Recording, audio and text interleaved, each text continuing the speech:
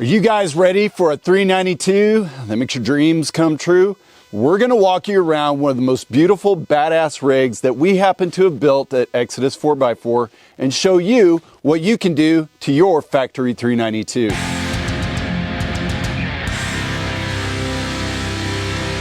Hey everybody, it's Bubba with Exodus 4x4 and we build badass 4x4s. Well, today we're out at Countempsey Rocks in Mason, Texas for the Texas Top Gun Shootout. It's a big rock buggy race crawl thing. I don't know exactly what you call these guys, but they're super cool. And they're out there doing some racing on rock crawling. It's cool. It's an event that we sponsor. We're out here checking it out. We figured we'd bring our customer's Jeep out here to do a shakedown run at his request. This is a really slick, nice, well-built factory 392. It's not one that we built in the shop. It came from Mopar Direct. Customer wanted something that he could bring out to a place like this, wheel it hardcore all day, and be able to drive it back home when he's done. And that's exactly what we put together. And a lot of you out there are buying the same vehicle, wondering what you could do to yours to make it just as capable. So we're going to do a walk around today on this thing and show you some of the different accessories and aftermarket add-ons that we've done to it to make it as capable as we can. So let's go take a walk around, show you some of the things that we've done. All right, let's start on the front of the vehicle and work our way back. It's the easiest way to walk through all the stuff that we've done in this thing because it's quite a bit. So first off, the Genrite all aluminum front bumper on the front. I love any aluminum bumper on the front because it adds as much protection as you really need, but it's super lightweight, not adding a ton of weight to this vehicle, which is already heavy to begin with, especially in the front with the Hemi. So I like to use the aluminum Genrite bumpers on these things. We're running some LP6s up front with ambers. Why not, man? It's so awesome to be able to cruise around at night. Nobody's coming around you. You're off-road in the desert. You put these on and it lights up the world, man. It's so awesome. We got our Warren Xeon 10S in the front, super reliable. Hard to come by these days, but we managed to have one around for this guy and we were able to add it up in front for him. Not that he's going to be using it a whole lot with the way we put this thing together, but if he ever does, nothing beats a Warren winch. So that's what we got running up front. Steering wise, we eliminated the junky electronic power steering from the factory platform. It's not really junk, but nothing beats the good old PSC belt driven pump going to a PSC gearbox with a PSC ram on our steering. Nothing's going to beat that, especially in a place like this where you got super good traction on this granite, big boulders to push around with those wheels. You want something like a PSC setup to get it done, and that's exactly what it does. It gets it done. Now, we're running a Synergy drag link. We love Synergy steering products, always there for us when we need them, and they're serviceable. So if we ever have to change out some parts, we can do it. They never let us down. Now, we didn't go with the Synergy tie rod on this because the Curry F9 axle that's in the front in this thing, and the rear, the front came with the tie rod from Curry that's pretty damn good. So we're going to leave it in place for now until it needs to get changed out. Well, let's be honest, just about every tie rod you put on a Jeep, no matter how good they are, how good they say they are, at some point it gets trashed and we have to replace it with something else anyways. But for now, this tie rod's holding up. And we put it through some paces today. We've got a nice little hickey right there from a rock, and see, everything seems to be good. So we're going to stick with that guy for a while. Some more on the Curry F9 axles. I'm a big fan. You guys see me doing on a lot of builds. I like to run them myself. Not a big fan of ARB air lockers, let's be honest, but they are on demand and they work really well when they are working. And to be honest with you, the troubles that we see with them, they don't always happen at the worst time. So as long as you maintain them really well, the ARB air lockers are really great. And unfortunately, if you are going to be running something like these fabricated 9 and 10-inch axles, you don't really have a choice in it other than running a spool, and you don't want to run a spool on something like this. So we're running the 9-inch axles. Now, we're running a Gearworks high pinion 10-inch in the front of this thing because Curry wouldn't offer a high pinion in the front. So we had to order it without. Then we buy the Gearworks 10-inch from Gearworks and we assemble it and install it. So it is, it's pretty rad. It's actually got a 1480 U-joint on this thing. We went all the way with this thing. So there's no break in that front diff. You'll notice we're running our 40-inch Netto trail grappler because anytime we can run a trail grappler, we're gonna run a trail grappler. And nothing's gonna fit this build better than a 40-inch, 40 by 13.5, 17 Netto trail grappler. And you can tell on the side, we're running on the Raceline Monsters. Classic speed lock. It looks good. You'll notice as we walk through this thing, we went with the gold accents to match the gold trim of the 392 lettering that you'll find throughout the Jeep. We think it looks so good on here, on this black Jeep especially. You'll see them on red and white, blue, whatever color the 392 you get. But man, it is awesome on this black Jeep, especially on our Evo coilovers that we put on this thing. You're not going to build something this massive and not run something like an Evo manufacturing bolt-on coilover kit. There's no other kit out there that gives you as much travel as this guy does. Even their double throwdown kit doesn't have as much travel as the bolt-on coilover kit. So we love to run that particular kit, not necessarily the double throwdown, especially if we're just going to be doing rock crawling. There's no really need to have the bypasses. We went ahead and we powder coated the springs gold just to keep the theme throughout the Jeep, and we think it looks so good. We're putting the Evo inner fender liners too as well. Hard to tell because we got the Jeep a little bit dirty today, but you can tell that the inserts here are gold as well. So it's just really, I wouldn't say it pops. It's very subtle, man. It just looks good all the way throughout the Jeep. Now, I like the way the factory fenders look, but they don't offer a whole lot of clearance. And you'll see me a lot of times, I'll run the Gen Right fender, tube fenders on builds like this, but on this one, I wanted to keep the factory fenders. So I didn't go with Gen Right, but I needed the clearance. So we went with the Quake LED kit, and we did it in the smoked lens. So you don't really see it as much as you did if you didn't have the smoke, but man, it looks good, and it gave us all the clearance. We still need to go in and kind of remove these brackets because I wasn't 100% sure that we were going to keep this style, but after going out here and wheeling today, I'm dead set we're going to keep it this way for this customer. So I'm going to go ahead and cut off these brackets underneath that aren't necessary anymore for the original factory inner liners, and that's really going to clean up the look of this. I really like the Quake, the LEDs on the front of these. I think it looks the best out of all the different fender chops out there. Quake makes the best one. And you might recognize those guys. They built some kind of ridiculous Gladiator for SEMA. If you guys haven't seen it, go check it out because it's really worth checking out. Now that we've covered pretty much everything in the front, let's roll over to the side and check out some of the other cool stuff. Well, if you're going to be doing any kind of serious rock crawl on these things, you really want some real serious protection for this, and that's the things that we want to talk about right here. Now, because we did the Evo high clearance long arm, we needed something that was compatible with that because they move their brackets up on the side of the frame, and not all weld-on sliders out there are going to accommodate that. So we had to go with Evo's weld-on rock sliders.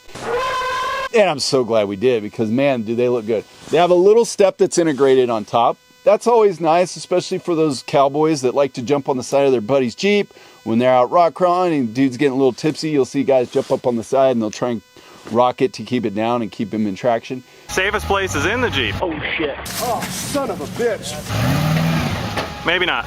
Well, you don't want to just be standing on a tube when you're doing something like that or just getting in and out of the vehicle in general. So Evo has a nice little step incorporated on top. We also have some really sweet rock lights here, here, and right here behind their logo. It looks cool at night too because it casts a big shadow on the ground with their logo on it. It's pretty cool. And it helps you get in and out of the Jeep, which I'm not really sure. I mean, maybe if you can get up on some sort of Bluetooth device to turn them on and off from your phone, some other switch system, but on the one that we have, we can't really do that. So I guess if you're night wheeling, these are cool. But you'll see us take a really good hit with these things out here, and they held up well. They did their job, man. We really put these things to work today. And speaking of putting things to work today, we really put this skid plate to work. This is a really nice skid plate that we got from Next Venture Motorsports, all aluminum, and we opted for the UHMW material on it. Yeah, it adds about a ½ inch, 3/8 to ½ inch, I think. Not really sure. I can't remember the thickness of it, but it adds a little bit, but you're not losing any ground clearance here. What's nice about it is how much it's actually protecting that skid plate. Let's be honest, we don't want to spend a ton of money on skid plates and then just take them out and beat the living shit out of them. And then, you know, they're all dented up, they're scraped up and everything. It's nice having this material on there because it absorbs a lot of those impacts and abrasions, and you can service the skid plate. You can actually take these off and change them out once they wear out, so you're not totally destroying your skid plates. In fact, you probably never have to change these skid plates out again like you would some other ones that didn't have this protection. Super nice. They run from one end of the Jeep to the other. I mean, they're protecting the engine all the way to the exhaust tips on this thing, which we'll show you again in a minute as we go to the back. But out of all the different skid plate systems out there that bolt up, This one does a really, really good job. It seems like any skid plate that we install, we always have to do a little bit of trimming or massage to get them in there.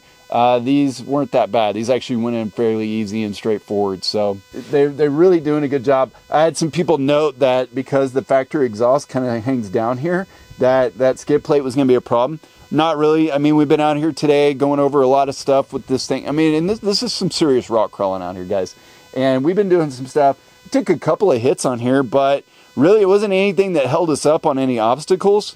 Take that to the bank, because I know a lot of people are going to be concerned about that, and it doesn't seem to be holding us up at all. But this skid plate is doing a great job of protecting that factory exhaust, and trust me, from what I hear about this factory exhaust on the 392s, you don't want to have to be replacing any of this stuff. I mean, you can probably get an exhaust shop to do it if you banged it up, but pretty expensive exhaust. We'll talk some more about that when we get to the back. So let's go ahead and head to the back.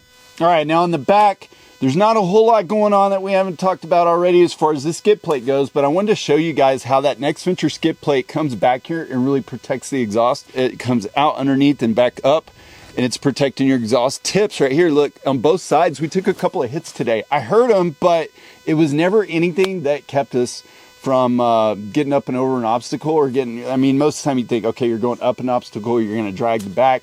Really, that was never an issue. I don't think that anybody should be concerned about that. And these hits that we took here were mostly just boulders that were laying in the obstacle as we were coming down stuff or going over stuff, whatever. It just took a hit back there. But more importantly, it's doing exactly what it is designed to do, which is protect those exhaust tips that are out there. And I'm telling you, man, I've heard this exhaust like $4,000 or $5,000. It's really cool. And it lets everybody know you got a 392 Hemi in this thing. So you might as well protect all this stuff. It's not going to hinder your off-road performance. So don't be afraid to use it. Rounding out the back of this Wrangler is our tire carrier. Now, a lot of you might be surprised that we'd be using this particular style of tire carrier when normally you'd see us using like a cage type that would come out and around and back into the Jeep. And you're right, normally we would. But this customer, he may be using it, his wife might be using it, who knows who's going to be using it. And as we know, the easier it is to get in and out of the back of these things, the easier life is. And so we opted for the regular tailgate mounted tire carrier, which is, and our go-to on this is going to be Motobuilt. They make one of the best tire carriers out there in my opinion, and they can handle the 40 easy. These things are so stout, I tell everybody, that's not a tailgate mounted tire carrier. That's a tire carrier that the tailgate mounts to, because it's going to replace all the hinges, everything into the body, and you're not going to be stressing out the tailgate back here at all. It's really not going to affect it. And I like their mount too. It's pretty simple. Whenever you're mounting your, their camera mount is clean, their brake light is clean, everything is clean back here. And if you want to remove your spare tire, there's just two little bolts up here on top that you take out, unplug your light and your camera, and you're taking your spare tire off. So I really like this tire carrier. It keeps things simple. It's super strong. And I think it just looks good back here. It doesn't scream heavy duty build from the back of this Jeep, but it definitely is a heavy duty build on the back of this Jeep. Right. Now let's take a look at some of the features inside the vehicle that we did. So since we're running ARB air lockers, we wanted to make sure that we'd have a really nice clean switch system in here to get the job done, because we didn't want to use the factory switches to run the air solenoid. It's kind of a big pain in the ass. So we just opted to go with a different switch system altogether. At first glance, you wouldn't even think that it was an aftermarket switch system up here, but it is. This is a switch system from LaceFit, L-A-S-F-I-T. Relatively new as far as I know, but what it did was we actually took the factory Rubicon switches out and the sway bar button out and replaced it with these 4 auxiliary switches that look identical to the factory switches. In fact, these 2 that are closest to the driver are going to say front and rear locker on them, and then the 2 next to it are going to say aux A and aux B. Now, I already had the auxiliary switches from the factory over here on the right. Those are numbered aux 1, 2, 3, and 4. So to keep things a little bit clear and not confusing, they went with aux A and B. This is nice because we're still running our air solenoids off the front and rear locker switches that are here. Aux A we're running as our air compressor. And so we just reach over, hit aux A, and then front and rear locker. Aux B, I think we may be using the Evo on demand, no limits on demand for the sway bar. Since we did this and we took the sway bar switch out, we actually put an Evo no limits crank style on the sway bar. I like to eliminate all that factory stuff for the off-roading because it's not very reliable, okay? So I do like the sway bar, I just don't like the electronic part of it. So having this in here as an option is very nice. We will probably just add an air solenoid to the system and then wire that up to aux B, and that'll be his sway bar disconnect from now on. I think that really ties this in and gives this whole interior a nice clean factory look while having all the aftermarket drive behind it. Now, if you notice, there's an Ethernet port right here. A lot of people keep asking me about what it is. Don't take this as gospel, but I've been told that you can actually wire in your radio to the switch system from the backside, and you can plug in your mic in here. And so if you had a mic that was able to change channels on it, then you could hide the head unit for the radio somewhere else behind the dash, and then you could just operate your radio straight off of this. Now let's talk about this Evo high clearance long arm kit that we have on here, because if you're running the bolt-on coilovers from Evo, in order to get all that travel out of it, which is 14 plus inches, more than anybody else offers, you really need to be running the high clearance long arm. In fact, you can't really run one without the other and gain the maximum amount of articulation out of these systems unless you run them both together. So if you're going to run the bolt-on coilovers from Evo, you really need to be running the high clearance long arm kit as well, and vice versa. Now, no other long arm kit out there as accommodating to off-road like rock crawling as this high clearance long arm kit, because it really tucks the brackets up in on the side of the frame and the back, which we'll show you in a second, and on the front you're going to put them right up against the cross member. So you're going to get all the travel out of this system if you're running the high clearance long arm system. There you have it, guys. That's one badass 392. And if you want one just like it, let me know. We'll be sure to build it for you. For more off-road videos and other cool stuff, click right here.